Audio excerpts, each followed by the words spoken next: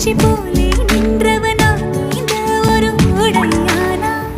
வான்முட்டு மலையை போன்றவனானாட ஒரு மேடையானா என்னுள்ளே என்னை கண்டவள் யாரென்று என காண செய்தாள்